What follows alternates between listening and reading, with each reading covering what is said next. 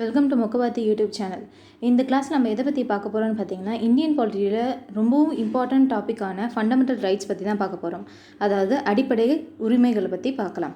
இது நம்ம இந்தியன் கான்ஸ்டியூஷனில் எங்கே கொடுத்துருக்காங்கன்னு பார்த்தீங்கன்னா, பார்ட் 3ல் கொடுத்துருக்காங்க. ஆர்டிகல் 12 to 35 வரைக்கும் இந்த ஃபண்டமெண்டல் ரைட்ஸ் பற்றி தான் பேசுது.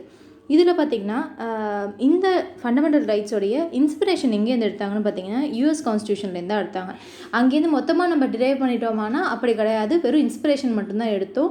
அதை விட அதாவது யூஎஸ் கான்ஸ்டியூஷனை வந்து பில் ஆஃப் ரைட்ஸ் அப்படின்னு சொல்லுவாங்க. இது முக்கியமான பாயிண்ட், நோட் பண்ணிக்கோங்க.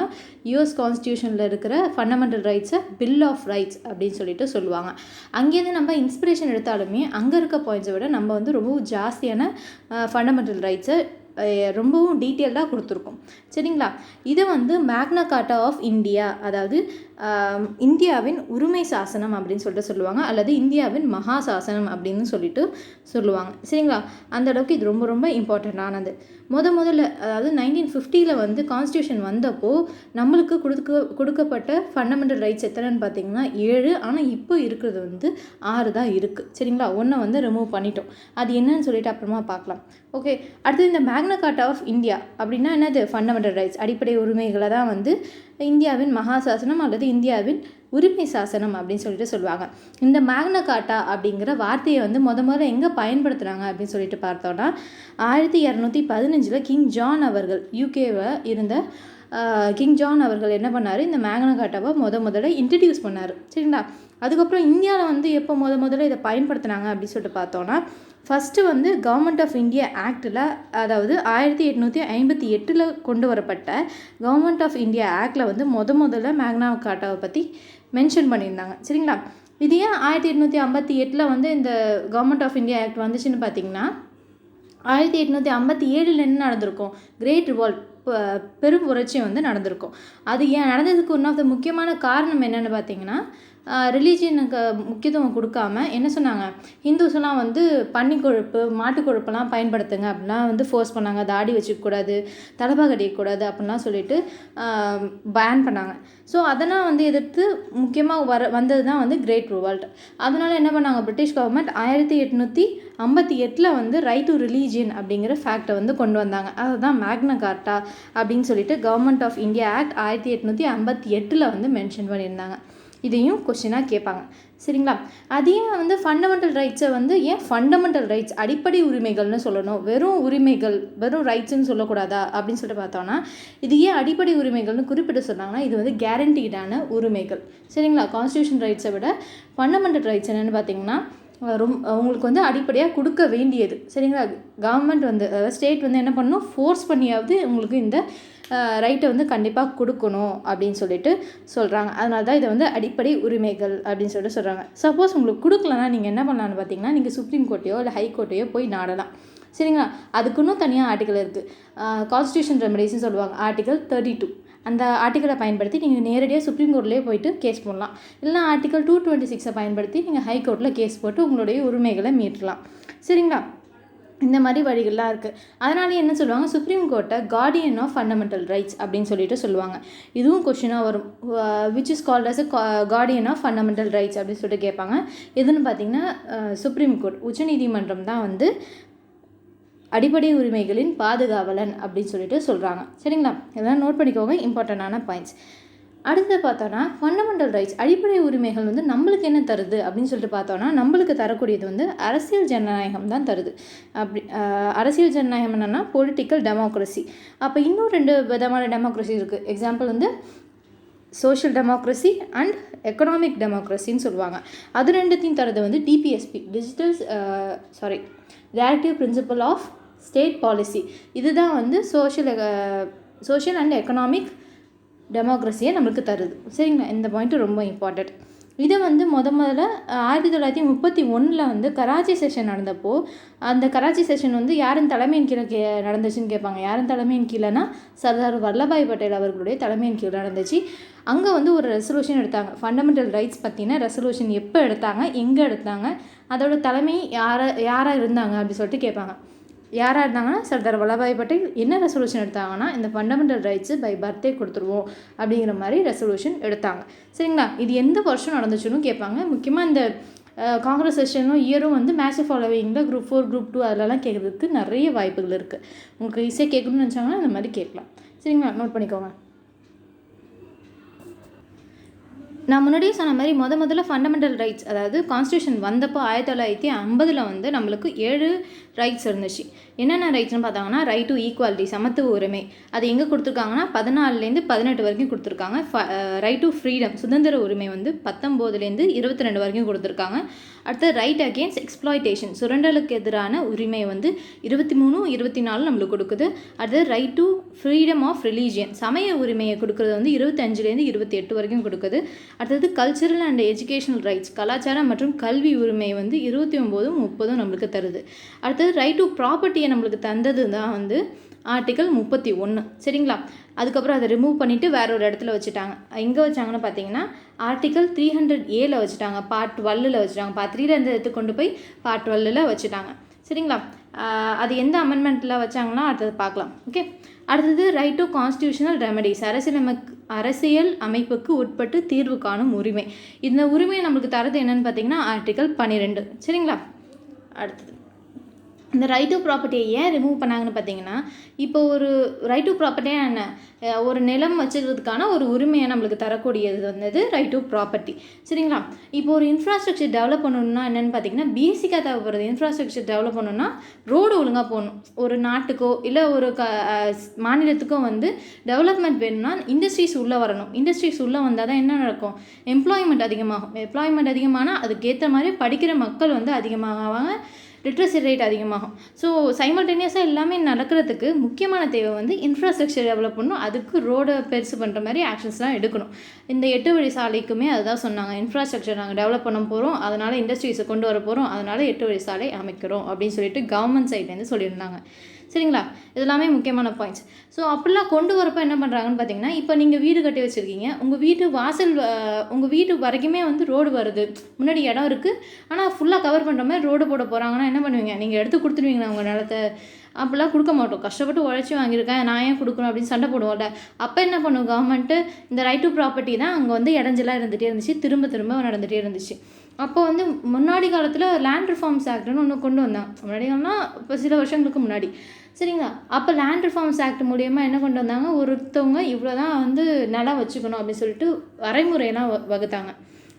லைக் இப்போ கூட ஒரு பர்சனோட தலையில் வந்து, அதாவது ஒரு பர்சன் வந்து 15 ஏக்கர் மட்டும்தான் வச்சுக்கணும், அதுக்கு மேலே வச்சுக்கூடாதுன்னு கூட சட்டம் இருக்குது. சரிங்களா, அதையும் வந்து மீறி வச்சுருந்தா கவர்மெண்ட் அதை வந்து வாங்கிக்கலாம். அதுக்காக காசு இருக்கவங்க லேண்ட் வாங்கினா என்ன பண்ணுவாங்கன்னா, 15 ஏக்கருக்கு மேலே வாங்கினாங்கன்னா, இப்போ 30 ஏக்கர் வாங்கினாங்கன்னா 2ஆக பிரித்து அண்ணன் தம்பி வச்சுக்கிறது, இல்லை பசங்களுக்குள்ளே பிரித்து கொடுத்துறது, அந்த மாதிரி பண்ணுவாங்க. சரிங்களா, இது நாமே அங்கங்கே நோட் பண்ணிக்க வேண்டிய பாயிண்ட்ஸ் தான். சரி, இந்த மாதிரி வந்து தடுத்து அப்போது வந்து ரைட் டு ப்ராப்பர்ட்டி வந்து இருந்தப்போ இந்த இன்ஃப்ராஸ்ட்ரக்சர் ப்ராப்ளமாக வந்துச்சு. அதுக்கப்புறம் 1973 கேசவநந்த பாரதி கேஸ்னு ஒன்று இருந்துச்சு. கேசவநந்த பாரதிக்கும் கேரளா கவர்மெண்ட்டுக்கும் இடையில. கேசவநந்த பாரதிங்கிறவர் ஒரு ஆசிரமம் கட்டியிருந்தார், அது வந்து கவர்மெண்ட்டோட நிலத்தில் கட்டிட்டாருன்னு சொல்லிட்டு என்ன பண்ணாங்க, கேரளா கவர்மெண்ட்டு அதை வந்து இது பண்ணிட்டாங்க, அவங்ககிட்டேருந்து பிடுங்கிட்டாங்க. வாங்கினதுக்கப்புறம் இது என்கிட்டேருந்து எப்படி வாங்கலாம், இது என்னோட நிலம் அப்படின்னு சொல்லிட்டு, என்கிட்ட தான் ரைட் டு ப்ராப்பர்ட்டி இருக்கே, ஃபண்டமெண்டல் ரைட்ஸ்னால் நான் அது அடிப்படையாக கொடுத்தே ஆகணும், எனக்கு இந்த நிலம் வேணும் அப்படின்னு சொல்லிட்டு சுப்ரீம் கோர்ட்டில் போயிட்டு கேஸ் போட்டார். ஆனால் கேஸில் என்ன சொன்னாங்கன்னு பார்த்தீங்கன்னா, இதில் இந்த கேசவநந்த பாரதி கேஸ் வந்து ரொம்ப இம்பார்ட்டண்டானது, நம்ம தனியாக கூட ஒரு தடவை கவர் பண்ணலாம். ஏன்னா அதில் பிரியாம்பிள் பற்றியும் பேசியிருப்பாங்க. இந்த ரைட் டு ப்ராப்பர்ட்டியும் வந்து அமல் பண்ணுறதுக்கு முக்கியமான காரணம் வந்து அந்த கேசவநந்த பாரதி கேஸ். அந்த கேஸோட ஜட்ஜ்மெண்ட்டில் வந்து சுப்ரீம் கோர்ட் என்ன சொல்லணும்னா, நீங்கள் வந்து இந்த ரைட் டு ப்ராப்பர்ட்டியை எடுத்து வேறங்கன்னா வச்சுடுங்க, ஃபண்டமெண்டல் ரைட்டில் வைக்க வேண்டாம் அப்படின்னு சொல்லிட்டு சுப்ரீம் கோர்ட்டே சஜஸ்ட் பண்ணும். ஸோ அமெண்டே பண்ண முடியாத ஃபண்டமெண்டல் ரைட்ஸ்லேருந்து எடுத்துக்கொண்டு போயிட்டு ஒரு தடவை மாற்றிட்டாங்க. சரிங்களா, எடுத்துகிட்டு போய் அங்கே வச்சுட்டாங்க. எங்கே வச்சுட்டாங்கன்னா ஆர்டிக்கல் 300A பார்ட் 12 வச்சுட்டாங்க. ஆர்டிக்கல் 31 ஆர்டிக்கல் 19F எதை சொல்லுதுன்னா ரைட் டு ப்ராப்பர்ட்டி தான் சொல்லுது, அதை எடுத்துகிட்டு போயிட்டு அங்கே வச்சுட்டாங்க. ஸோ ஒரு ஃபண்டமெண்டல் ரைட்ஸ் நம்மளுக்கு கம்மியாயிடுச்சு. ஏன் நான் பேக் ஸ்டோரிலாம் சொல்லிட்டு இருக்கேன், காரணம்லாம் சொல்லிட்டு இருக்கேன்னு பார்த்தீங்கன்னா, நீங்கள் குரூப் 1 குரூப் 2லாம் ப்ரிப்பேர் பண்ணுறப்போ, மெயின்ஸுக்கெலாம் ப்ரிப்பேர் பண்ணுறப்போ இந்த பேக் ஸ்டோரியை தெரிஞ்சுக்கிறது ரொம்ப அவசியமானது. சரிங்களா, okay. Next right to vote அப்போ வந்து உங்களுக்கு ஃபண்டமெண்டல் ரைட் கிடையாதா, ஏன் இந்த லிஸ்ட்லேயே இல்லையே அப்படின்னு சொல்லி பார்த்தீங்கன்னா, உங்களுக்கு ஃபண்டமெண்டல் ரைட் டு ஓட் கிடையாது. ஏன்னு பார்த்தீங்கன்னா, அதை வந்து கான்ஸ்டியூஷனல் ரைட்டில் தான் வச்சுருக்காங்க. ஆர்டிகல் 326 தான் அது வந்து கொடுக்குது. ஏன் கான்ஸ்டியூஷன் ரைட்டில் வச்சுருக்காங்கன்னா, இப்போ ஃபண்டமெண்டல் ரைட்லாம் என்ன பண்ணணும், கண்டிப்பாக கேரண்டியாக கவர்மெண்ட் கொடுத்தே ஆகணும். ஆனால் நடைமுறை சிக்கலின் காரணமாக எல்லாருக்குமே இந்த ரைட் டு ஓட்டை வழங்க முடியாது. ஓட் போடலாம், ஆனால் எல்லா நேரத்துலையுமே அதை வந்து முடிங்கிற மாதிரி இருக்காதுல்ல. இப்போ ஜெயிலில் இருக்காங்க, இல்லை வந்து வெளிநாட்டில் இருக்காங்க, அவங்களுக்குலாம் வந்து இல்லை வெளி மாநிலங்களில் இருந்தால் கூட வந்து ஓட்டு போட முடியாத நிலமையில இருந்துச்சுன்னா அவங்களுக்கும் வந்து என்ன சொல்கிறது, ஓட்டு போடுறதுக்கான வழியை வந்து வகுத்து எல்லா நேரத்துலையுமே கொடுக்க முடியாது. அப்படிங்கிற பட்சத்தில் என்ன பண்ணியிருந்தாங்கன்னா, கான்ஸ்டியூஷன் ரைட்டை தான் கொடுத்துருந்தாங்க, ஃபண்டமெண்டல் ரைட்டில் வைக்கல. ஓகே, கான்ஸ்டியூஷன் ரைட்னா என்ன ஆர்டிக்கலுங்கிறது முக்கியம். என்ன ஆர்டிக்கல்னு பார்த்தோம்னா 326. சரிங்களா? அடுத்தது நம்ம பார்க்கும்போதே ஃபஸ்ட்டே ரைட் டு ஈக்குவாலிட்டி எங்கே ஆரம்பிச்சிச்சுன்னா ஆர்டிக்கல் 14லேருந்து 18 வரைக்கும் தான் நடந்துச்சு. ஆனால் ஸ்டார்டிங்கில் சொல்லியிருந்தா ஃபண்டமெண்டல் ரைட்ஸை பற்றி சொல்கிறது வந்து 12லேருந்து 35 வரைக்கும் சொல்லுது அப்படின்னு சொல்லியிருந்தோம். அப்போ 12 13 எதை பற்றி பேசுன்னு பார்த்தீங்கன்னா, ஆர்டிக்கல் 12 டெஃபினேஷன் ஆஃப் ஸ்டேட்டை தருது, அரசின் வரையறையை பற்றி கூறுறது தான் ஆர்டிக்கல் 12. திரும்ப இந்த ஃபண்டமெண்டல் ரைட்ஸ்லாம் ஒரு விஷயத்தை திரும்ப சொல்லிட்டு யூஸ் பண்ணிகிட்டே இருப்போம். என்னென்னு பார்த்தீங்கன்னா, டேர்ம் ஸ்டேட்டுங்கிற அந்த டேர்மை வந்து திரும்ப யூஸ் பண்ணிகிட்டே இருப்போம். ஆனால் ஸ்டேட்டு யாரை தான் குறிப்பிடுது அப்படின்னு சொல்லிட்டு பார்த்தாங்கன்னா, நிறைய பேர் குறிப்பிடுது. ஃபஸ்ட்டு எடுத்தோம்னா பாராளுமன்றம் அப்படின்னா என்னது, இந்திய அரசாங்கம், மத்திய அரசு வந்து குறிப்பிடுது. ரெண்டாவது வந்து அசம்பிளி, சட்டமன்றத்தை குறிப்பிடுது. அப்படின்னா என்னது, மாநில அரசாங்கத்தை குறிப்பிடுது. மூணாவது லோக்கல் கவர்மெண்ட்னா என்னது, பஞ்சாயத்து, முனிசிபாலிட்டி இதெல்லாம் வந்து குறிப்பிடுறது தான் லோக்கல் கவர்மெண்ட், உள்ளூர் அமைப்புகள்ங்கிறது. அடுத்தது நாலாவது பார்த்தோன்னா பப்ளிக் செக்டார்ஸை குறிப்பிடுது. பப்ளிக் செக்டார்னால் என்னது, பொதுத்துறை நிறுவனங்கள்னு சொல்லுவாங்க. பிஎஸ்என்எல், பெல்லு, ரயில்வேஸ் இது எல்லாமே வந்து என்னது, பொதுத்துறை நிறுவனங்கள். அது குறிப்பிடுற வார்த்தை தான் வந்து பப்ளிக் செக்டார், கவர்மெண்ட்டாக எடுத்து நடத்தக்கூடிய நிறுவனங்கள். அதுதான் பப்ளிக் செக்டார்ஸ் அப்படின்னு சொல்லிட்டு சொல்லுவாங்க. ஏன் டாஸ்மாக் கூட பப்ளிக் செக்டார் தான். சரிங்களா? டாஸ்மாக் பற்றி சொல்லும் போது ஒரு பாயிண்ட் நோட் பண்ணிக்கோங்க. மேக்ஸிமம் ரெவன்யூ தமிழ்நாடுக்கு தரக்கூடிய பொதுத்துறை நிறுவனம் எதுன்னு சொல்லிட்டு பார்த்தோன்னா அது டாஸ்மாக் தான். ஓகே, அடுத்தது பார்த்தோன்னா இந்த லிஸ்ட்டில் சுப்ரீம் கோர்ட்டுமே வரும். ஏன்னா சுப்ரீம் கோர்ட் என்னன்னு சொல்கிறாங்க, guardian of the fundamental rights, அடிப்படை உரிமைகளின் பாதுகாவலன் அப்படின்னு சொல்லிட்டு சொல்கிறாங்க. அதனால் இதுவுமே வந்து ஆர்டிக்கல் 12 கீழே வரும். ஸ்டேட்டுங்கிறது அதையும் சுப்ரீம் கோர்ட்டையுமே மென்ஷன் பண்ணி வர்றது தான். சரிங்களா? அடுத்தது ஆர்டிக்கல் 13 எதை பற்றி சொல்லுதுன்னு பார்த்தோன்னா, ஒரே ஒரு ஸ்டேட்மெண்ட்டில் சிம்பிளாக சொல்லிடலாம், law inconsistent with fundamental rights shall be void. அதாவது எந்த ஒரு சட்டமுமே ஃபண்டமெண்டல் ரைட்ஸ், அடிப்படை உரிமைகளுக்கு முரணாக வந்துச்சுன்னா அந்த சட்டத்தை வந்து தகுதி நீக்கம் பண்ணலாம். யார் பண்ணலாம்னு சொல்லி பார்த்தோன்னா சுப்ரீம் கோர்ட்டும் ஹை கோர்ட்டும் பண்ணலாம். இப்போ உங்களுடைய ஃபண்டமெண்டல் ரைட்ஸுக்கு எதிராக முரணாக வந்து ஏதோ ஒரு இது ஆக்ட் வருது, சட்டம் வருது அப்படி சொல்லிட்டு பார்த்தோன்னா அதுக்கு எதிராக நீங்கள் என்ன பண்ணலாம், சுப்ரீம் கோர்ட்லேயோ இல்லை ஹை கோர்ட்டில் போய் முறையிடலாம். சுப்ரீம் கோர்ட்டுக்கு போகணுன்னா ஆர்டிக்கல் 32 பயன்படுத்தும், ஹை கோர்ட்டுக்கு போகணுன்னா ஆர்டிக்கல் 226 பயன்படுத்தி போய் முறையிடுவோம். முறையிடும் போது என்ன பண்ணலான்னு பார்த்தீங்கன்னா, அவங்க வந்து இந்த லா வந்து ஃபண்டமெண்டல் ரைட்டுக்கு முரணாக தான் இருக்குது அப்படின்னு சொல்லி தீர்ப்பு வழங்கினாங்கன்னா அந்த லாவையே வந்து டிஸ்மிஸ் பண்ணிடுவாங்க, அதாவது அந்த லாவே கேன்சல் பண்ணிடுவாங்க. சரிங்களா? இதுதான் வந்து நம்மளுடைய இந்தியன் கான்ஸ்டியூஷனில் எடுத்துக்கிட்டோன்னா ஃபண்டமெண்டல் ரைட்ஸுடைய ரிஜிடிட்டியை காட்டுது. சரிங்களா? சாலியன் ஃபியூச்சர்ஸில் பார்த்துருப்பீங்க. ரிஜிடிட்டி வந்து எங்கே குறிப்பிடுறோன்னா ஃபண்டமெண்டல் ரைட்ஸில் தான் இருக்குது. இப்போ வந்து பார்த்திங்கன்னா ஃப்ளெக்சிபிலிட்டி ஆஃப் கான்ஸ்டிடியூஷன் ஒரு டேர்ம் இருக்குது. அதாவது நெகிழும் தன்மை. நெகிழா தன்மைன்னா ரிஜிடிட்டி, அதை சொல்கிறது அடிப்படை உரிமைகள். நெகிழும் தன்மையை குறிப்பிடுறது வந்து ஆர்டிக்கல் 368. ஆர்டிக்கல் 368 எதுக்கு பயன்படுது, எந்த ஒரு சட்டமானாலும் அதை சட்ட திருத்தம் பண்ணுறதுக்காக பயன்படுறது தான் வந்து ஆர்டிக்கல் 368. சரிங்களா? அதன் மூலியமாக கூட நம்மளுடைய ஃபண்டமெண்டல் ரைட்ஸை அவ்வளோ ஈஸியாலாம் வந்து மாற்றிட முடியாது அப்படின்னு சொல்லியிருக்காங்க. சரிங்களா? இது வந்து ஒரு ஸ்பெஷல் கேஸாக நடந்தது தான் வந்து ரைட் டு ப்ராப்பர்ட்டி கேஸில் நடந்துச்சு. சரிங்களா? ரைட் டு ப்ராப்பர்ட்டி கேஸில் என்ன கேசவானந்த பாரதி கேஸ் தான் அது நடந்துச்சு. அப்போ தான் வந்து ரைட் டு ப்ராப்பர்ட்டியை டெலீட் பண்ணாங்க 1978 44வது சட்ட திருத்தம் மூலியமாக. சரிங்களா? இது வந்து ரிப்பீட்டட் கொஸ்டின், எந்த அமெண்ட்மெண்ட் மூலியமாக வந்து ரைட் டு ப்ராப்பர்ட்டியை ரிமூவ் பண்ணாங்க, ஃபண்டமெண்டல் ரைட்ஸ் லிஸ்ட்லேருந்து ரிமூவ் பண்ணாங்க அப்படின்னு சொல்லிட்டு கேட்பாங்க. சரிங்களா? என்னென்ன அமெண்ட்மெண்ட்னா 44வது அமெண்ட்மெண்ட். ஓகே, 44வது சட்ட திருத்தம். அடுத்தது 1978 வந்து இந்த அமெண்ட்மெண்ட் நடந்துச்சு. கேசவானந்த பாரதி கேஸ் எப்போ நடந்துச்சுன்னா 1973 நடந்துச்சு. Kesavananda Bharati versus Kerala government. இதெல்லாம் முக்கியமான பாயிண்ட்ஸு ஞாபகம் வச்சுக்கோங்க. சரிங்களா? அடுத்தது ஃபண்டமெண்டல் ரைட்ஸ் லிஸ்ட்டில் எடுத்துக்கிட்டோம்னா ஃபஸ்ட்டில் இருக்கிறது ரைட் டு ஈக்குவாலிட்டி, சமத்துவ உரிமை. அந்த சமத்துவ உரிமையை குறிப்பிடுற ஆர்டிகல்ஸ் என்னென்னு பார்த்தோம்னா ஆர்டிகல் 14லேருந்து 18 வரைக்கும் குறிப்பிடுது. அதாவது சரத்து 14லேருந்து 18 வரைக்கும் குறிப்பிடுது. அதில் ஃபஸ்ட் எடுத்தோடனே என்ன சொல்லுவாங்க, ஈக்குவாலிட்டி பிஃபோர் லா அப்படின்னு சொல்லிட்டு சொல்லுவாங்க. அதை வந்து 2 பாயிண்ட்லேயும் சொல்லலாம். ஈக்குவாலிட்டி பிஃபோர் லான்னு சொல்லலாம், ஈக்குவல் ப்ரொடெக்ஷன் ஆஃப் லாஸ்னு சொல்லலாம். அது ரெண்டுத்தையும் குறிப்பிடுறது தான் article 14. Equality before law, equal before law அப்படிங்கிறத எங்கேருந்து எடுத்திருக்கோம் அப்படின்னு சொல்லிட்டு பார்த்தோன்னா, எங்கே முதல்ல சொன்னாங்க அப்படின்னு பார்த்தோன்னா யூகே, பிரிட்டனில் தான் முதல்ல அது வந்து சொன்னாங்க. அது இங்கேருந்து தான் நம்ம எடுத்தோம். யூகேயில் வந்து ரூல் ஆஃப் லான்னு ஒரு புக் இருக்கும். அதாவது சட்டத்தின் ஆட்சின்னு சொல்லிட்டு ஏவி டைசிங்கிறவர் எழுதியிருப்பார். அவர் வந்து யூகேவுடைய ஜட்ஜு, யூகேல இருக்கிற ஒரு ஜூரிஸ்ட், சரிங்களா? அவர் தான் இந்த புக்கை எழுதியிருப்பார். அங்கேருந்து தான் நம்ம அந்த பாயிண்ட்டை எடுத்திருப்போம். அடுத்தது ஈக்குவல் ப்ரொடெக்ஷன் ஆஃப் லாஸுங்கிறது எங்கேருந்து எடுத்துருப்போம்னு பார்த்தீங்கன்னா யூஎஸ்லேருந்து எடுத்திருப்போம், சரிங்களா? திரும்ப சொல்கிறேன், ஈக்குவாலிட்டி பிஃபோர் லாங்கிறது யூகேலேருந்து எடுத்திருப்போம். ஈக்குவல் ப்ரொடெக்ஷன் ஆஃப் லாஸ், சட்டத்திற்கான சம பாதுகாப்பை வந்து எது கொடுக்குதுன்னா, சட்டத்தின் முன் சம பாதுகாப்பு வந்து கொடுக்குறது வந்து எங்கேருந்து எடுத்திருக்கோம்னா யூஎஸ் கான்ஸ்டியூஷன்லேருந்து எடுத்திருக்கோம், சரிங்களா? அடுத்தது எல்லாருக்குமே ஈக்குவலாக இருக்குமா அப்படின்னு சொல்லிட்டு பார்த்தோன்னா எல்லாருக்குமே ஈக்குவலாக, அதாவது பாலின ரீதியாக, ஜாதி ரீதியாக, ரிலீஜியன் ரீதியாக எந்த ஒரு பாகுபாடுமே இருக்கக்கூடாதுன்னு சொல்கிறாங்க. அதில் வந்து சில எக்ஸெப்ஷன் கேஸ் இருக்குது. என்னென்னு பார்த்தீங்கன்னா பிரசிடெண்ட், கவர்னர் இவங்க 2 பேர் மேலேயுமே வந்து நீங்கள் எந்த ஒரு கிரிமினல் ப்ரொசீடிங்குமே பண்ண முடியாது. ஆனால் சிவில் ப்ரொசீடிங் பண்ணலாம். கண்டிஷன் இருக்குது. என்னென்னா பார்த்தீங்கன்னா 2 மாதத்துக்கு முன்னாடியே வந்து ப்ரியர் நோட்டீஸ் கொடுத்துட்டு அதுக்கப்புறமா சிவில் கேஸை நீங்கள் ப்ரொசீடிங் பண்ணலாம். சிவில் கேஸ்னால் அது உரிமையியல் வழக்கு, டிவோர்ஸ் கேஸு, லேண்ட் டிஸ்பியூட், அந்த மாதிரி கேசஸ்லாம் வந்து எதுக்குள்ளே வரும்னா சிவில் கேஸஸ்குள்ளே வரும். அது வந்து 2 மாதத்துக்கு முன்னாடியே வந்து நோட்டீஸ் பண்ணிவிட்டு அதுக்கப்புறம் நீங்கள் வந்து ப்ரொசீடிங் பண்ணலாம். ஆனால் கிரிமினல் கேஸை வந்து அவங்க வந்து ஆட்சியில் இருக்க வரைக்கும், அந்த பதவியில் இருக்கிற வரைக்குமே அந்த கிரிமினல் கேஸ் ப்ரொசீடிங்கை நீங்கள் பண்ணவே முடியாது, சரிங்களா?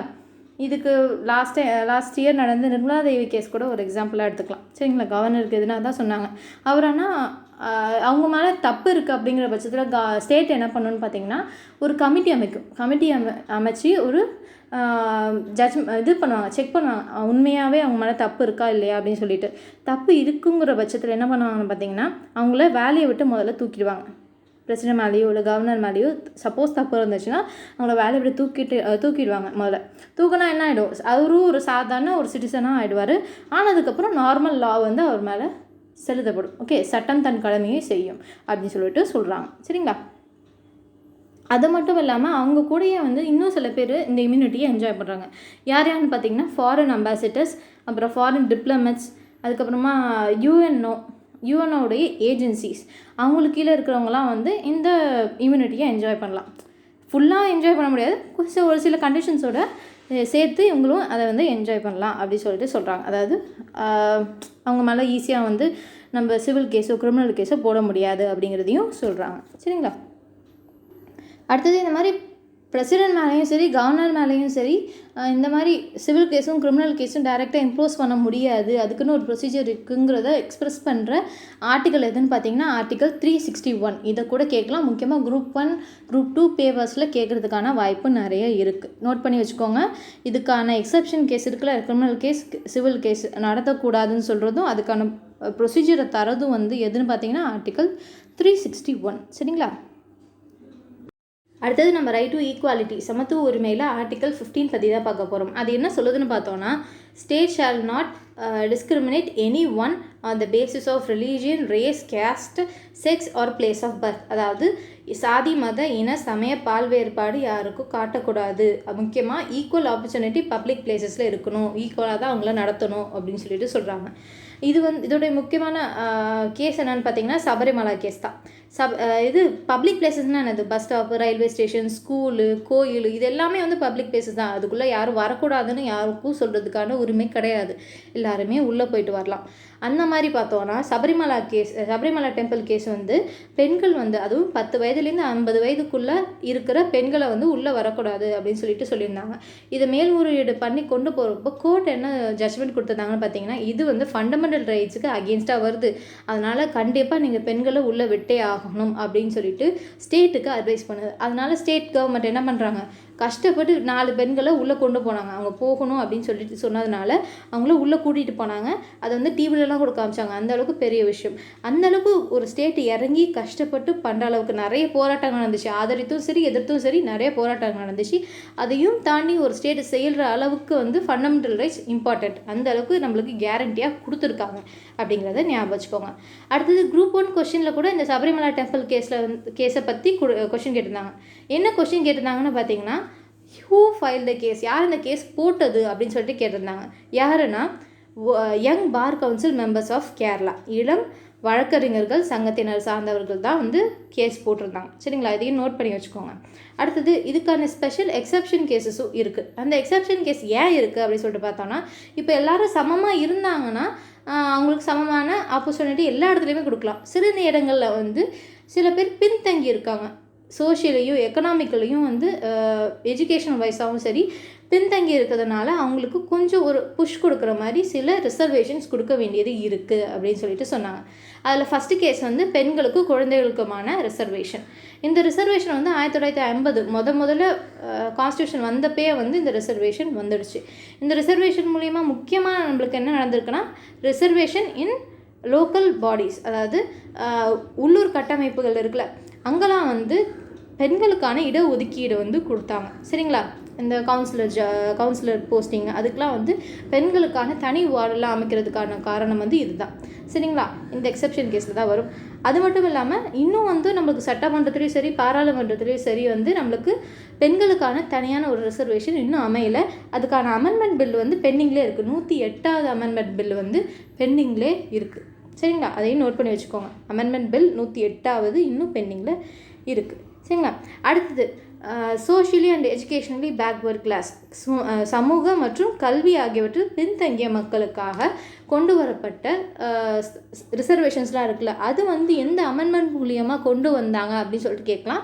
ஃபஸ்ட்டு அமெண்ட்மெண்ட் ஆக்ட் தான் 1951 வந்து இந்த அமெண்ட்மெண்ட் ஆக்ட் பண்ணாங்க. அதாவது 1950 தான் வந்து கான்ஸ்டியூஷனே நடைமுறைக்கு வருது.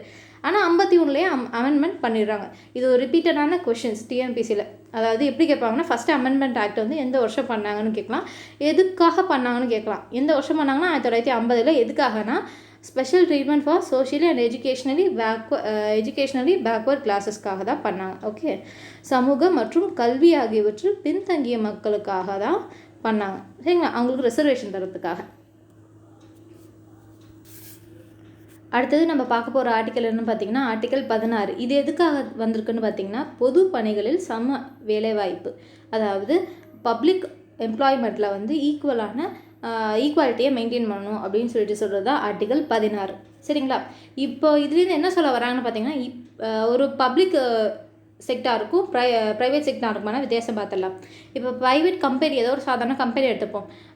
100 பேருக்கு இல்லை 10 பேருக்கு வேகன்சிஸ் இருக்குன்னா ஒரு இன்டர்வியூ ப்ராசஸ் நடத்துவாங்க. அதுக்கு ஒரு ப்ரொசீஜர் இருக்குது. அதுவே ஒரே ஒரு வேகன்சி இருந்தால் என்ன பண்ணுவாங்க, அந்த இடத்துலையும் 100 பேருக்கு என்ன வேகன்சி என்ன ப்ராசஸோ அதே பண்ணுவாங்களா? இல்லை. அதுக்கு பதிலாக என்ன பண்ணுவாங்க, ஒரு ரெக்கமெண்டேஷன் மூலிமா யாரையாவது தூக்கி உள்ளே போட்டுருவாங்க. இங்கே ப்ரைவேட் கம்பெனிஸில். அதுவே பப்ளிக்கில் பண்ண முடியுமானா பண்ண முடியாது, பண்ணவும் கூடாது. அது வந்து ஃபண்டமெண்டல் ரைட்ஸுக்கு எதிரானது. அதுக்காக என்ன பண்ணுவாங்க, ஒரே ஒரு போஸ்டிங் இருந்தாலுமே சரி 100 போஸ்டிங் இருந்தாலுமே சரி ஒரே ப்ரொசீஜர் தான். அதே மாதிரி மெயின்ஸ் இப்போ டிஎன்பிஎஸ்சி குரூப் 1ல் ஒரே ஒரு போஸ்டிங் தான் இருக்குன்னு வச்சுப்போம். அப்படி பார்த்தா கூட அங்கே வந்து ப்ரிலிம்ஸ் கண்டக்ட் பண்ணணும், மெயின்ஸ் கண்டக்ட் பண்ணணும், இன்டர்வியூ நடத்தணும், அதுக்கப்புறம் தான் அந்த ஒரு போஸ்டிங்க்கே செலக்ட் பண்ணணும். சரிங்களா, ஒரு போஸ்டிங்னாலுமே சரி பப்ளிக் செக்டாரில் அதுக்குன்னு கரெக்டான ப்ராசஸ் கொடுக்கணும், நடத்தணும், எல்லாருக்குமே சமமான வாய்ப்புகள் கொடுக்கணும் அப்படின்னு சொல்லிட்டு சொன்னாங்க. சரிங்களா, இதுக்கான எக்ஸப்ஷன் கேஸ் தான் ரிசர்வேஷனுங்கிறது. ரிசர்வேஷன் யார் யார் கொடுப்பாங்க, சோஷியலி அண்ட் எக்கனாமிக்கலி பேக்வர்ட் பீப்புளுக்கு தான் கொடுப்பாங்க. சமூக மற்றும் கல்வி ரீதியாக பின்தங்கிய மக்களுக்காக கொடுக்கறது தான் ரிசர்வேஷன். அது வந்து தான் இதோடைய ஒரு எக்ஸப்ஷன் கேஸ். சரிங்களா, அடுத்தது பார்த்தோன்னா 2வது எக்ஸப்ஷன் கேஸ் வந்து ரிலீஜியஸ் ரீதியாக இருக்கும். நம்ம ஈக்குவாலிட்டியே சொல்லிக்க ரிலீஜியன்லாம் எடுத்துக்கூடாதுன்னு சொல்லிட்டு, அப்போ இந்த இடத்துல ரிலீஜியன் என்ன பண்ணுது அப்படி பார்த்தோன்னா, இப்போ இந்து அறநிலையத்துறையெல்லாம் எடுத்துக்கிட்டோன்னா அங்கெல்லாம் ஒரு வேகன்சி வந்துச்சுன்னா சில பொறுப்புகளுக்கு ஸ்பெசிஃபிக்காக ஹிந்து தான் வேணும் அப்படின்னு சொல்லிட்டு கேட்பாங்க. ஏன்னா அங்கே அப்படி தேவை இருக்கிறதுனால அப்படி சொல்லிட்டு கேட்பாங்க. அந்த இடத்துலலாம் நீங்கள் வந்து ரிசர்வேஷன் ரிலீஜியன் பேஸ் பண்ணி வச்சுக்கலாம் அப்படின்னு சொல்லிட்டு சொல்கிறாங்க. ரிலீஜியனை ஒரு கேட்டகரியாக நீங்கள் வச்சுக்கலாம் அப்படின்னு சொல்லிட்டு சொல்கிறாங்க. சரிங்களா, ஃபஸ்ட்டு வந்து socially and economical educationally backward people. ரெண்டாவது ரிலீஜியன் பேஸ் பண்ணி. மூணாவது என்னென்னு பார்த்தீங்கன்னா இப்போ தான் ஒரு சேஞ்சஸ் நடந்திருக்கு. 10% யாருக்கு கொடுத்துருக்காங்க, எக்கனாமிக்கலி வீக்கர் செக்ஷனுக்கு கொடுத்துருக்காங்க. அது மாறினது எப்போ, 103வது அமெண்ட்மெண்ட் 2019 தான் மாற்றிருக்காங்க. அந்த அமெண்ட்மெண்ட் நடைமுறைக்கு வந்துச்சு. சரிங்களா? அதுக்கான கேஸ் இன்னமும் பெண்டிங்கில் தான் இருக்குது, போயிட்டே தான் இருக்குது. ஆனால் அந்த அமெண்ட்மெண்ட் கொண்டு வந்துட்டாங்க. எத்தனாவது அமெண்ட்மெண்ட்னா 103வது அமெண்ட்மெண்ட் 2019 கொண்டு வந்தாங்க. எதுக்காகனா எக்கனாமிக்கலி வீக்கர் செக்ஷன், அதாவது ஃபார்வர்ட் கிளாஸ்லேயுமே வந்து எக்கனாமிக்கலி வீக்கராக இருக்கிறவங்களுக்காக 10% நாங்கள் கொடுக்குறோம் அப்படின்னு சொல்லிட்டு கொண்டு வந்திருந்தாங்க. சரிங்களா? அடுத்தது பார்த்தோன்னா காக்கா கலேக்கர் கமிஷன் 1953 1953.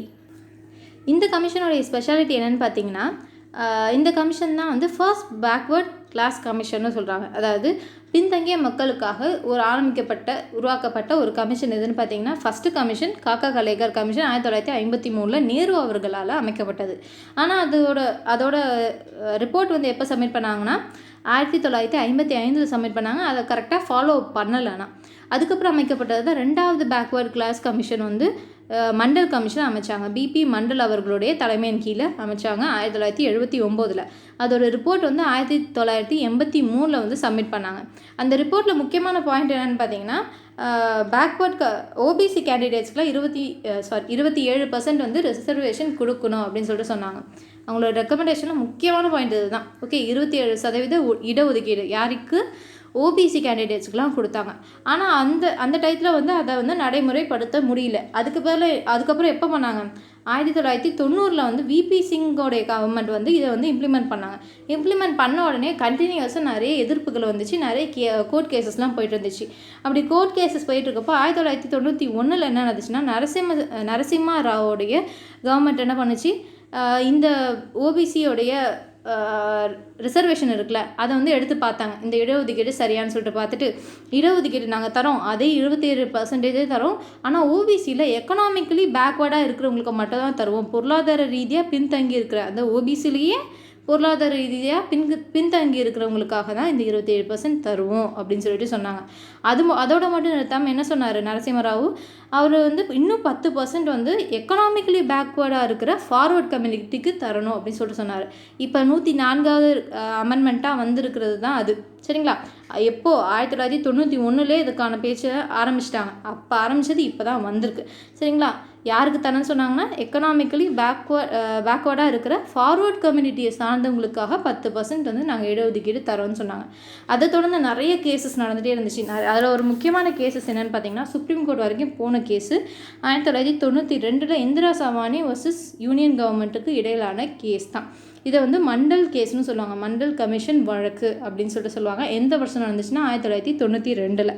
இந்த கேஸோடைய முக்கியமான ஜட்ஜ்மெண்ட்ஸ் என்னென்னு பார்த்தோன்னா, சுப்ரீம் கோர்ட்டு வந்து இந்த 27% ரிசர்வேஷன் வந்து அலோவ் பண்ணாங்க. சரிங்களா?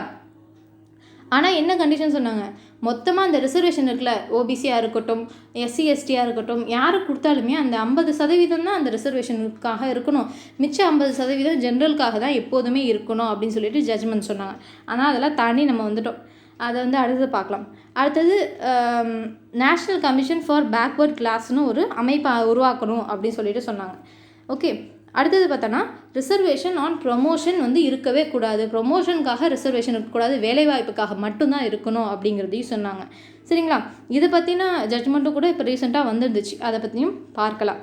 சரி, இந்த எக்கனாமிக்கலி பேக்வேர்டாக இருக்கிற ஓபிசிக்கு தான் கொடுக்கணும் அப்படின்னு சொல்கிறப்போ அங்கே ஒரு பாயிண்ட் வருது, எப்படி எக்கனாமிக்கலி பேக்வேர்டாக ஃபார்வர்டாக அப்படி சொல்லிட்டு, அதாவது பிரித்து எக்கனாமிக்கலாக செட்டில்டாக இருக்காங்களா இல்லையான்னு சொல்லிட்டு எப்படி பிரிப்பாங்க அப்படின்னு பேச்சு வந்தப்போ அப்போது உருவாக்கப்பட்டது தான் ராம்நந்தன் கமிட்டி 1993. அவங்களுடைய முக்கியமான வேலை என்னென்னு பார்த்தீங்கன்னா, ஓபிசியை 2ஆக பிரித்தாங்க. க்ரீமி லேயரை வச்சு பிரித்தாங்க. அதாவது 8 லட்சத்துக்கு மேலே சம்பாரிச்சாங்கன்னா அவங்க தான் க்ரீமி லேயருக்கு போயிடுவாங்க. 8 லட்சத்துக்கு கீழே ஆனுவல் இன்கம் வந்துச்சுன்னா அவங்களாம் நான் க்ரீமி லேயருக்கு வந்துடுவாங்க. ஃபஸ்ட்டு வந்து 6 லட்சமாக இருந்துச்சு, இப்போ வந்து 8 லட்சமாக மாற்றிருக்காங்க. சரிங்களா? அதெல்லாம் ஒரு முக்கியமான பாயிண்ட். அதுவும் இல்லாமல் நம்ம கவர்மெண்ட் எக்ஸாமுக்கு அப்ளை பண்ணுறப்போ எஸ்எஸ்சி, ரயில்வேஸ், அப்புறம் பேங்க்கு இதுக்கெலாம் கூட ரொம்ப ரொம்ப இம்பார்ட்டன்ட். க்ரீமியா நான் க்ரீமியான்னு கேட்பாங்க. அங்கே வந்து நீங்கள் கரெக்டாக செக் பண்ணிவிட்டு க்ரீமி இல்லை நான் க்ரீமி சூஸ் பண்ணுங்கள். ஏன்னா சப்போஸ் நீங்கள் ஓபிசி கேண்டிடேட்டாக இருந்துமே க்ரீமி லேயருக்குள்ளே இருந்தீங்கன்னா உங்களுக்கு வந்து அந்த ஓபிசி கேட்டகரிக்கான ரிசர்வேஷன் வராது. நான் க்ரீமியாக இருந்தால் தான், அதாவது 8 லட்சத்துக்கு கீழே நீங்கள் உங்கள் ஆனுவல் இன்கம் இருந்தால் மட்டும்தான் உங்களுக்கு வந்து அந்த ரிசர்வேஷன் கிடைக்கும். இல்லைனா நீங்கள் ஜென்ரல் கேட்டகரியில் தான் எக்ஸாமும் எழுதுவீங்க. உங்களுக்கு ரிசல்ட் வந்தாலுமே ஜென்ரல் கேட்டகரியில் தான் கன்சிடர் பண்ணுவாங்க. அந்த எக்ஸாம் அப்ளை பண்ணும்போது பார்த்து அப்ளை பண்ணுங்கள். அடுத்தது இந்த இந்திரா சவானி கேஸில் வந்து மொத்தம் 9 ஜட்ஜஸ் இருந்தாங்க. அவங்க கொடுத்த ஜட்ஜ்மெண்ட்ஸ்லாமும் நம்மளுக்கு ரொம்ப ரொம்ப இம்பார்ட்டன்ட், எக்ஸாம்ஸில் கேட்கக்கூடியது. நம்ம குரூப் 1 எக்ஸாமில் கூட இதை பற்றி கொஷின் வந்திருக்கு, அதை பின்னாடி பார்க்கலாம். ஓகே, அடுத்தது 1989 தமிழ்நாட்டில் 69% ரிசர்வேஷன் இருந்துச்சு. ஃபஸ்ட்டு கம்மியாக தான் இருந்துச்சு. அதுக்கப்புறம் என்ன பண்ணாங்க, நார்த்து தமிழ்நாட்டில் வந்து கலவரங்கள் நடந்துச்சு, போராட்டங்கள் நடந்துச்சு. அதாவது நீங்கள் ஓபிசியாக இருக்குதே, அந்த ஓபிசிக்குள்ளே எம்பிசின்னு ஒரு கேட்டகரியாக வைங்க, தனியாக பிரித்து எங்களுக்கு ஒரு ரிசர்வேஷன் கொடுங்க அப்படின்னு சொல்லிட்டு போராட்டம் நடந்துச்சு. அதுக்கப்புறம் என்ன பண்ணாங்கன்னு பார்த்தீங்கன்னா, ஓபிசியை 2ஆக பிரித்தாங்க, பிசி எம்பிசின்னு சொல்லிட்டு. அதில் பிசிக்கு வந்து 30%, எம்பிசிக்கு வந்து 20% ரிசர்வேஷன் இருந்துச்சு. அந்த பிசிக்குள்ளே இருக்கிற 30%ஐயே 2ஆக பிரித்தாங்க. 26.5% ஒரு சைடும், 3.5% பிசி முஸ்லீம்ஸ்க்கும் பிரித்தாங்க. சரிங்களா? அடுத்தது எஸ்சிக்கு வந்து இப்போ இருக்கிறது வந்து 18% இருக்குது. எஸ்டி கேண்டிடேட்ஸ்க்கு வந்து 1% இருக்குது. சரிங்களா? இதெல்லாம் இப்போ இருக்கிறது ரீசெண்ட் வேல்யூஸ். இதெல்லாம் இது யார் கொண்டு வந்தாங்கன்னு பார்த்தீங்கன்னா, அப்போ ஆட்சியில் இருந்த ஜெயலலிதா அவர்கள் தான் கொண்டு வந்திருந்தாங்க. அவங்க வந்து என்ன பண்ணாங்க, கொண்டு வந்த உடனே கண்டினியூஸாக ஃபோர்ஸ் பண்ண ஆரம்பிச்சிட்டாங்க சென்ட்ரல் கவர்மெண்ட்டை. எதுக்காக ஃபோர்ஸ் பண்ணாங்கன்னா, இந்த ரிசர்வேஷனை, தமிழ்நாடுடைய ரிசர்வேஷனை ஸ்பெஷல் கேஸாக எடுத்து 9th ஸ்கெடியூலில் போடுங்க, அதுக்காக நீங்கள் அமெண்ட் பண்ணணும் அப்படின்னு சொல்லிட்டு கண்டினியூஸாக ஃபோர்ஸ் பண்ணிகிட்டே இருந்தாங்க சென்ட்ரல் கவர்மெண்ட்டை.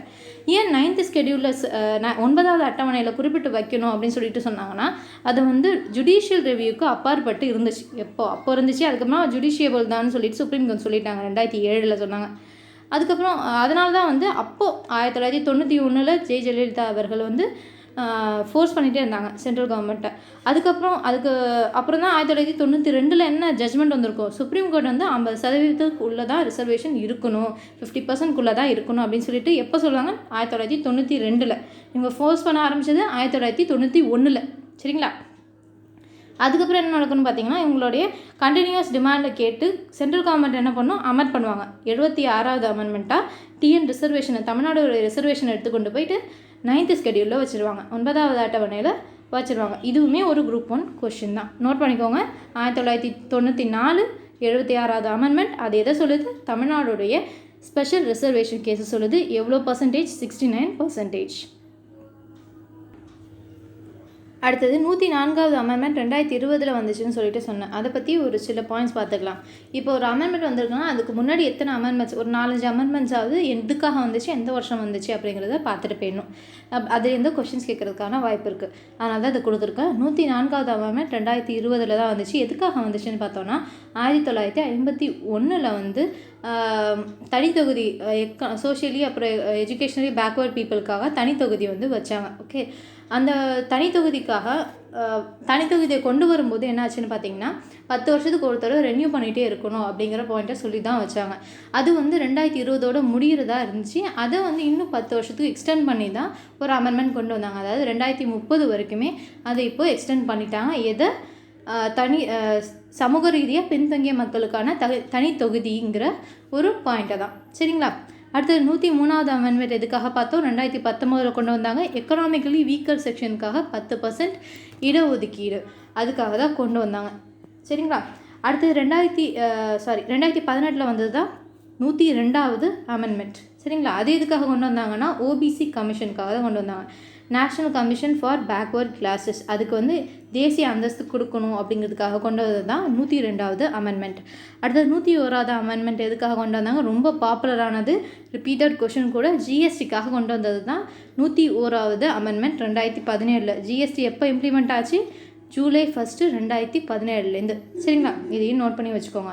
அடுத்தது 100வது அமெண்ட்மெண்ட் எப்போ கொண்டு வந்தாங்கன்னா, 2015 கொண்டு வந்தாங்க. எதுக்காகனா, இந்தியாவுக்கும் பங்களாதேஷுக்கும் இடையிலான ஒரு லேண்ட் பவுண்டரி அக்ரிமெண்ட்டுக்காக கொண்டு வரப்பட்டது தான் 100வது அமெண்ட்மெண்ட். இதெல்லாம் வந்து அட்லீஸ்ட் ஒரு 4-5 பார்த்துட்டு போனோன்னா உங்களுக்கு ஒரு கொஷின் வரதுக்கான வாய்ப்பு நிறைய இருக்குது. சரிங்களா? இது வந்து குரூப் 1ல் கேட்கப்பட்ட கொஷின் தான். Creamy layer concept was first introduced in the case of dash. எந்த கேஸில் வந்து க்ரீமி லேயர் அதாவது செழுமை அடுக்கினர் அப்படிங்கிற கருத்தை வந்து முதல்ல இன்ட்ரடியூஸ் பண்ணாங்க, அறிமுகப்படுத்தினாங்க அப்படின்னு சொல்லிட்டு கேட்டாங்க. இந்த case Indra Sawhney versus union of India அந்த கேஸில் தான் வந்து இன்ட்ரடியூஸ் பண்ணாங்க. சரிங்களா? அதுக்கப்புறம் தான் ராம்நந்தன் கமிட்டி வந்து அமைச்சு 2ஆக பிரிச்சுருந்தாங்க. சரிங்களா? அடுத்தது ஆர்டிகல் 17 பற்றி பார்க்கலாம். இந்த ஆர்டிகல் 17 எதை பற்றி சொல்லுதுன்னு பார்த்தீங்கன்னா தீண்டாமை ஒழிப்பை பற்றி தான் சொல்லுது. அபாலிஷன் ஆஃப் அன்டச்சபிலிட்டியை பற்றி தான் சொல்லுது. இந்த அபாலிஷன் ஆஃப் அன்டச்சபிலிட்டி இதுக்காக கொண்டு வரப்பட்ட முக்கியமான ஒரு சட்டம் தான் 1955 கொண்டு வரப்பட்ட அன்டச்சபிலிட்டி ஆக்ட், தீண்டாமை சட்டம்னு ஒன்று கொண்டு வந்தாங்க. அதன் மூலியமாக தீண்டாமை யாருன்னா ப்ராக்டிஸ் பண்ணாங்கன்னா அவங்க மேலே நடவடிக்கை எடுக்கப்படும் அப்படின்னு சொல்லிட்டு சொன்னாங்க. அதுக்கப்புறம் 1976 என்ன பண்ணாங்க, protection of civil acts PCR ஆக்ட்னு ஒன்று கொண்டு வந்தாங்க. உரிமை பாதுகாப்பு சட்டம்னு கொண்டு வந்தாங்க. இதன் மூலியமாக என்ன பண்ணாங்கன்னா இன்னும் கொஞ்சம் டஃப்பாக ஆக்குனாங்க. ஆனால் ரொம்பவும் கடுமையான சட்டமாக இது இல்லை. சரிங்களா? இதில் நான் பெயிலபிள் அஃபென்ஸாக இருந்துச்சு. ஆனால் இதில் ஒரு முக்கியமான பாயிண்ட் என்னென்னு பார்த்தீங்கன்னா இதுக்கு முன்னாடி வரைக்கும் கான்ஸ்டியூஷன்லேயே வந்து அன்டச்சபிலிட்டி அப்படிங்கிற வார்த்தைக்கான கரெக்டான டெஃபினேஷனே கிடையாது. அதுக்கு பதிலாக என்ன இருந்துச்சுன்னு பார்த்தீங்கன்னா மைசூர் ஹைகோர்ட் வந்து ஒரு தடவை இந்த அன்டச்சபிலிட்டி அப்படிங்கிற ஆக்டுங்கிறதுக்கான டெஃபினேஷனாக இது ஒரு ஹிஸ்டாரிக்கல் ப்ராக்டிஸ், அதாவது தடை செய்ய வேண்டிய வரலாற்று மரபு அப்படின்னு சொல்லிட்டு யார் சொன்னாங்க? மைசூர் ஹைகோர்ட் வந்து ஒரு தடவை சொன்னாங்க. அதுக்கப்புறமா 1976 கொண்டு வரப்பட்ட இந்த பிசிஆர் ஆக்டில் வந்து டெஃபினேஷன் ஆஃப் அன்டச்சபிலிட்டியை பற்றி எக்ஸ்பிளைன் பண்ணியிருந்தாங்க. அன்டச்சபிலிட்டினா எதெல்லாம் அன்டச்சபிலிட்டி கூட எடுத்துக்கலாம் அப்படின்னு சொல்லிட்டு சொன்னாங்க. சரிங்களா? தீண்டாமை வந்து ப்ரீச் பண்ணுறதும் தப்பு தான், சொல்கிறதும் தப்பு தான், சொல்லிக் கொடுக்குறது அதை ஆதரிக்கிறது எல்லாமே வந்து தவறு அப்படின்னு சொல்லிட்டு இதில் சொன்னாங்க. 1976 வந்து பிசிஆர் ஆக்டில் சொன்னாங்க. அதுக்கப்புறமா 1989 என்ன வந்திருக்குன்னு பார்த்தீங்கன்னா SC/ST ப்ரிவென்ஷன் ஆஃப் அட்ராசிட்டிஸ் ஆக்ட்னு சொல்லிட்டு கொண்டு வந்திருப்பாங்க. வன்கொடுமை தடை சட்டம் கொண்டு வந்திருப்பாங்க. சரிங்களா? இது இன்னும் கொஞ்சம் கடுமையாக இருந்துச்சு. சரிங்களா? இப்போவுமே வந்து 1955 சட்டம் போட்டாங்க. அப்போலேருந்தே ஆர்டிக்கல் இருக்குது. ஆனாலுமே சரி இந்த அன்டச்சபிலிட்டி இன்னும் ஒழியலையா அப்படின்னு சொல்லி பார்த்தோன்னா கண்டிப்பாக இல்லை.